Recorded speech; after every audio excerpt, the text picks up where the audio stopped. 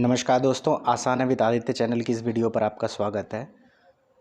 आज से करीबन 3 साल पहले मैंने एक वीडियोज़ बनाई थी जिस पे आज 3 मिलियन से ज़्यादा व्यूज़ हैं। उस वीडियो में मैंने क्या किया था कि आई का मतलब मैं होता है, वी का मतलब हम होते हैं, यू का मतलब आप या तुम या तू होता है, ये बताया था।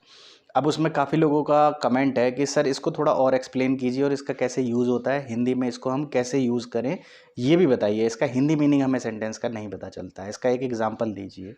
तो उन्हीं कमेंट्स का रिप्लाई करते हुए मैं ये एक वीडियो और पोस्ट कर रहा हूँ। और इस तरह की वीडियोस जो हाथ से मैं शूट करके या ऐसे कॉपी पर लिख कर समझाता हूँ, ये वीडियोस ज़्यादा पसंद की जाती है मेरे सब्सक्राइबर द्वारा। तो इस तरह की मैं एक दोबारा कोशिश कर रहा हूँ आप लोगों के लिए, ताकि इस तरह से ज़्यादा समझ आए।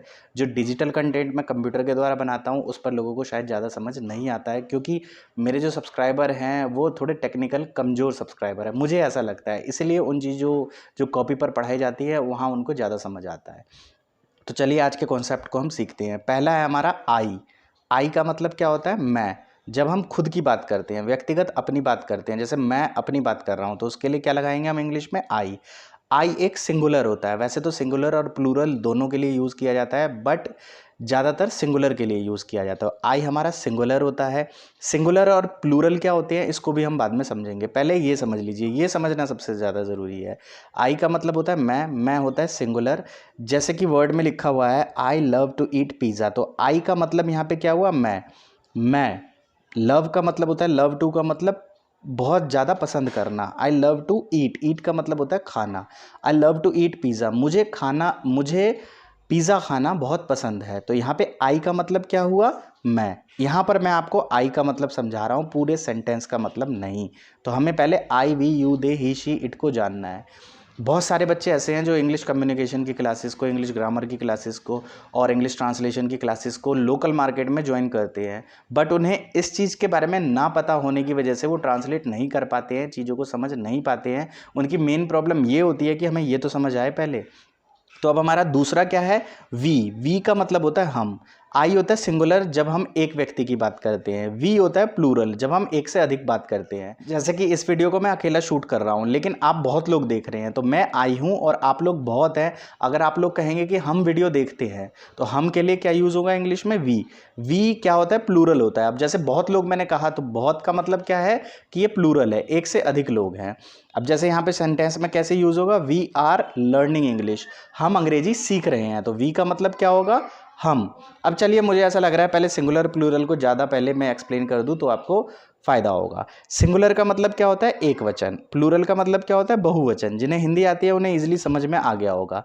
एक वचन का सिंगल का मतलब क्या है? सिंगुलर का मतलब क्या है? सिंगल। जैसे मैंगो, मैंगो का मतलब क्या है? सिर्फ एक आम। तो एक आम हमारा सिंगुलर होता है, ठीक है। और मैंगोज क्या होते हैं? बहुत सारे आम, एक से अधिक आम। तो उनके लिए हम क्या लगाते हैं? प्लूरल लगाते हैं। तो मैंगो सिंगुलर है और मैंगोज प्लूरल है।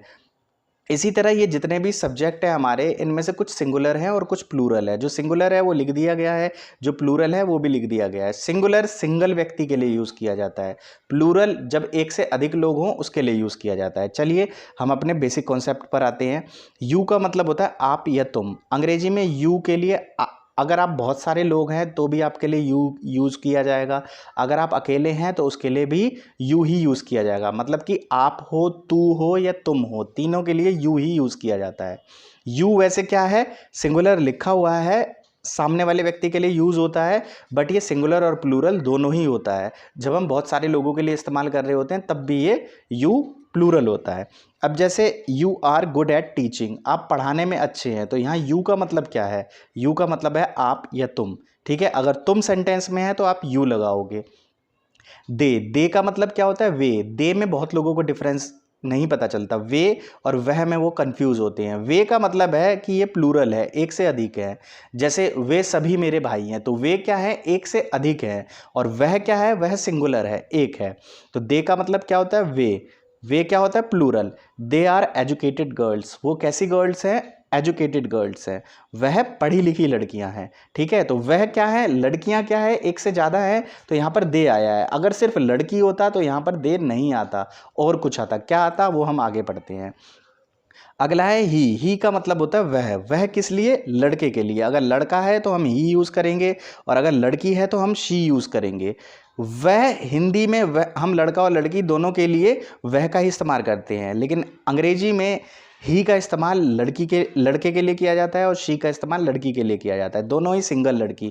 जब एक लड़की है तो हम ही शी लगाएंगे, जब एक लड़का है तो हम ही लगाएंगे। अगर वो एक से अधिक लड़का या लड़की है तो हम क्या लगाएंगे, दे लगाएंगे दोनों के लिए। ये अभी हमने सीखा था ना ऊपर, ठीक है। तो दोनों सिंगुलर होते हैं। अब जैसे ही इज़ रोहन, रोहन क्या है, एक लड़का है, तो रोहन के लिए क्या आया है, ही आया है। शी इज़ अ डॉक्टर, अब शी इज़ अ डॉक्टर में डॉक्टर कौन है, लड़का है या लड़की है, तो जो डॉक्टर है वो लड़की है। डॉक्टर तो कोई भी हो सकता है, लड़का लड़की दोनों ही, लेकिन यहाँ लिखा है शी इज़ अ डॉक्टर, तो यहाँ पे शी लिखा है तो ये वहाँ पर डॉक्टर एक लड़की है। अगर यहीं लिखा होता ही इज़ अ डॉक्टर तो ये भी सही था, लेकिन ही लिखा होता तो क्या होता हमारा, वो लड़का डॉक्टर होता, ठीक है। आगे बढ़ते हैं। इट का इस्तेमाल किसके लिए किया जाता है, यह वस्तु और जानवरों के लिए ज़्यादा इस्तेमाल में लाया जाता है, ठीक है। ये भी सिंगल होता है, अगर सिंगल है तो इट का इस्तेमाल करते हैं, अगर वो सिंगल नहीं है तो वहाँ पे दीज या दोज का इस्तेमाल किया जाता है, ठीक है। अब इसके लिए कैसे कहेंगे, जैसे इट हैज़ 4 लेग्स, मान लो कोई चीज़ है, कोई जानवर है, किसी जानवर की बात की जा रही है कि इट हैज़ 4 लेग्स, जैसे आप गाय मान लीजिए, कुत्ता मान लीजिए, तो यहाँ पर इट का इस्तेमाल किस लिए किया गया है, जानवरों के लिए या किसी वस्तु के लिए। अब जानवर एक जानवर भी है और कहने को एक वस्तु भी है, वस्तु का नाम भी है, ठीक है। इट हैज़ 4 लेग्स, इसके कितने लेग्स हैं, 4 लेग्स हैं। अगला है दिस किसके लिए यूज़ किया जाता है, यह के लिए। यह मेरी किताब है, यह मेरी कार है, या इस तरह की चीज़ों का हम इस्तेमाल करते हैं पास में रखी हुई चीज़ों के लिए, तो वहाँ पे दिस लगेगा। देखिए बहुत छोटा सा डिफरेंस है, अगर वह चीज़ पास में है तो उसके लिए दिस लगेगा, अगर वह चीज़ दूर में है तो उसके लिए दैट लगेगा। जैसे दोनों ही सिंगुलर होते हैं, एक चीज़ के लिए इस्तेमाल किया जाता है। दिस इज़ अ हैट, यह क्या है, यह एक टोपी है। That is a hat, that is a hat का मतलब वह एक टोपी है। अगर चीज़ पास में रखी हुई है तो वो दिस लगेगा वहाँ पर, अगर चीज़ दूर में रखी है तो वो वहाँ पर दैट लगेगा। तो मुझे आशा है आपको दिस और दैट का भी फ़र्क पता चल गया होगा, दोनों में कोई डिफरेंस नहीं है, वो कहाँ पर रखा है इसके हिसाब से दिस और दैट लगता है।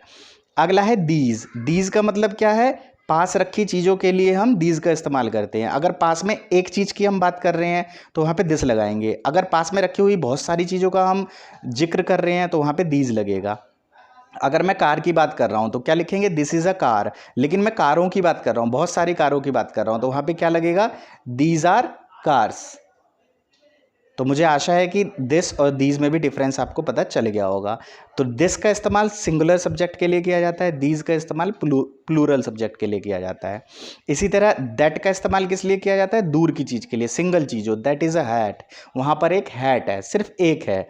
इसी तरह अगर दोज हैं, वे दूर की वस्तुओं के लिए इस्तेमाल किया जाता है। वे जैसे हम कहते हैं ये या वे, तो ये तब इस्तेमाल में लाया जाता है जब बहुत सारी चीज़ें हों पास में। वे का इस्तेमाल तब किया जाता है जब वो चीज़ें बहुत दूर रखी हों, तो दोज का इस्तेमाल किया जाएगा वे के लिए। ये भी प्लूरल होता है, जैसे those are bags, those are क्या है, वे जो वहाँ पर रखी हैं वो क्या है, वो बैग्स हैं।